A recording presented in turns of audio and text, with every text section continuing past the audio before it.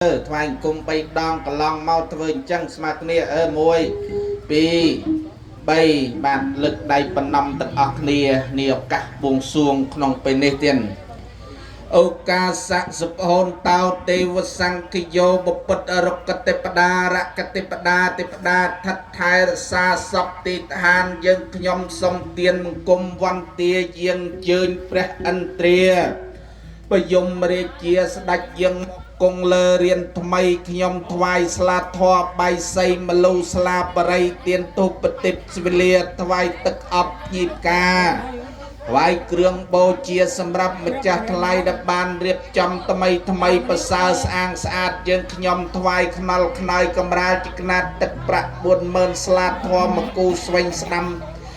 កត់សែងសប្រវែងហាត់5ដាក់តាមចំណាំទៅអញ្ជើញព្រះមេត្តល័យមកគង់រៀនថ្មីយើងខ្ញុំបំរុងស្រេចស្រាប់ទៅអញ្ជើញបកាលយើងមកឆាប់យើងខ្ញុំថ្វាយរដាប់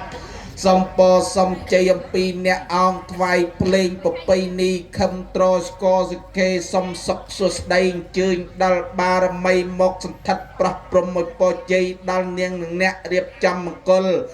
ជាថ្ងៃនេះសូមឲ្យកូនជួបតែសុខចម្រើនតរៀន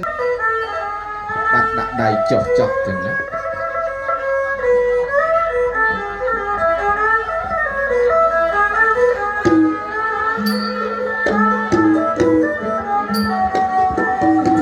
សូមបួងសួងប្រគុណខ្ញុំដល់អស់ហើយទេ